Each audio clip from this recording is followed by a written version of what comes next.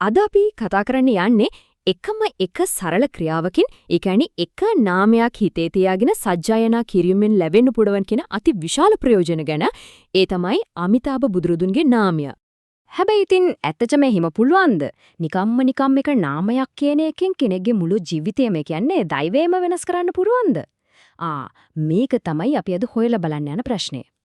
බලන්න, බෞද්ධ සූත්‍ර දේශනාවල කියවෙන විදිහට මේක නිකම් වචන ටිකක් කියන එකක් නෙවෙයි. අමිතාභ බුදුරදුන්ගේ නාමය හිත එකඟ කරගෙන සජ්ජායනා කරන කෙනාට කියලා වැඩක් නැහැ.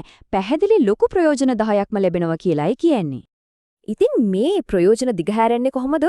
අපි මේකේ කොටස් 4කට කඩලා බලමු. මුලින්ම බලමු මේක අපිට ආරක්ෂාවේ පලිහක් වන්නේ කොහොමද කියලා. ඊට පස්සේ අපි කර්මය පිරිසිදු කිරීම ගැන කතා කරමු. ඊළඟට මේ වර්තමාන ජීවිතයේ සාමය ගැන සහ හරිම වැදගත් ජීවිතයේ අවසාන ගමනට මේක බලපාන විදිහත් අපි බලමු. හොඳයි. එහෙනම් අපේ පළවෙනි කොටස ආරක්ෂාවේ පලිහක්. අපි බලමු මේ ක්‍රියාවෙන් කොහොමද කෙනෙක් වටා අදෘශ්‍යමාන ආරක්ෂිත වලයල්ලක් හැදෙන්නේ කියලා. හරි. ඉතින් මේ කියන නොපෙනෙන ආරක්ෂාව එන්නේ කොහෙන්ද? මූලාශ්‍රවල කියන විදිහක මේක එක තැනකින් එන දෙයක් නෙමෙයි. ස්තර ගොඩක රැකවරණයක්. බලන්න. බලවත් දෙවිවරු, අවලෝකිතේශ්වර වඩිය මහා බෝධිසත්වවරු. ඊටත් වඩා අමිතාභ බුදුන්ගේම නොනවතී ලැබෙන ආලෝකයයි ආරක්ෂාවයි. මේ ඔක්කොම එකතු වෙලා තමයි වන්දනා කරන කෙනා වටේට මේ පලිය හදන්නේ. කියවන විදිහක නම් නපුරු යක්ෂීන්ටවත්, සර්පයෝ වගේ විෂගෝර සත්තුන්ටවත් මේ පලිය කඩන්න බැහැලු. මෙතනදී හරිම විශේෂ දෙයක් කියවෙනවා. ඒ තමයි මහා බෝධිසත්වරු 25 නම. හිතන්නකෝ 25 නම. නිතරම මේ පිළිවෙත කරන අයව බලා ගන්නවා, ආරක්ෂා කරනවලු. ඉතින් මේකෙන් අපිට හිතා ගන්න පුළුවන් නේද මේ රැකවරණිය කොයිතරම් බලවත්, කොයිතරම් ස්ථිර එකක්ද කියලා. හරි. දැන් බාහිර ලෝකෙන් ආරක්ෂාව ලැබුණා. ඊළඟට මේ පිළිවෙත අපේ ඇතුළාන්තයට, ඒ කියන්නේ අපේ කර්මයට බලපාන විදිහ බලමු. අතීතේ කරපු වැරදි ක්‍රියාවල විපාක වගේම වර්තමානයේ එන අනතුරු පවා නැති කරලා දාන්න, උදාසීන කරන්න මේකට පුළුවන් කියලායි කියන්නේ. හිතන්න, අතීත අකුසල කර්මවල විපාක සමහර වෙලාවට හරිම දරුණුයි. වතුරේ ගිලිලා මැරෙන එක, ගින්නෙන් පිච්චිලා මැරෙන එක, එහෙමත් නැත්නම් හිර විලංගුවේ වැටෙන එක වගේ දේවල්. හැබැයි මේ සජ්ජායනාවට පුදුමන්ලු ඒ විපාක සම්පූර්ණයෙන්ම වෙනස් කරන්න. ලොකු විපත් මග හැරෙනවා, දඬුවම් ලැබෙන්න තියෙන දේවල් නැති වෙලා යනවා.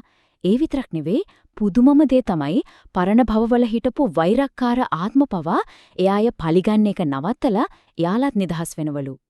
මේ පිළිවෙතේ බලය කොච්චරද කියලා තේරුම් ගන්න හොඳම වාක්‍ය සමහර විට මේක වෙන්නේ නැති.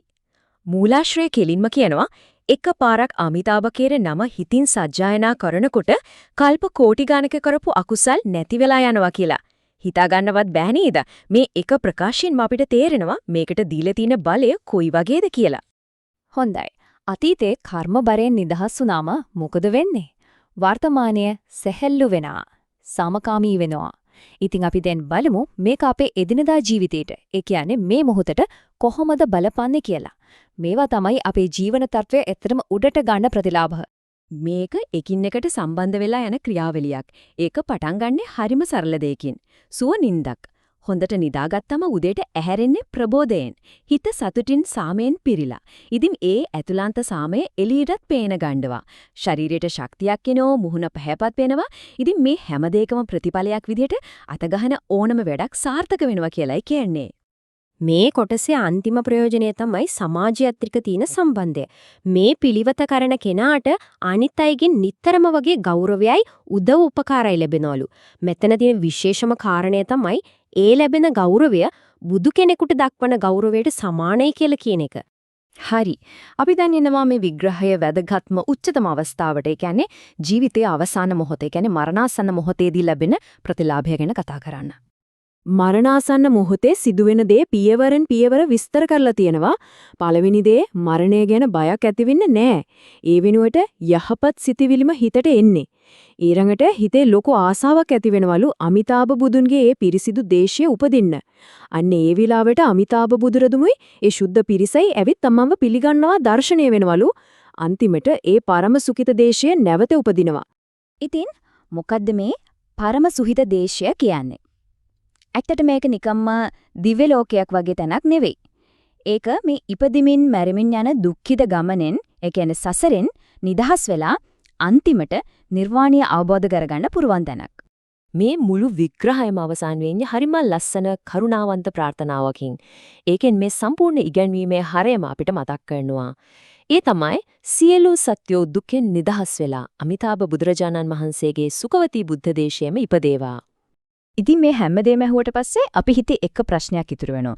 මේ විශේෂ පිළිවෙත ගැන විතරක්ම නෙවෙයි, පොදුවේ ගත්තහම එක අරමුණක තියාගත්ත, එකඟ කරගත්ත හිතක තියෙන නියම බලය ඇත්තටම මොකද්ද? ඒක අපි හැමෝටම ටිකක් හිතන්න ඉතුරු වෙන ප්‍රශ්නයක්.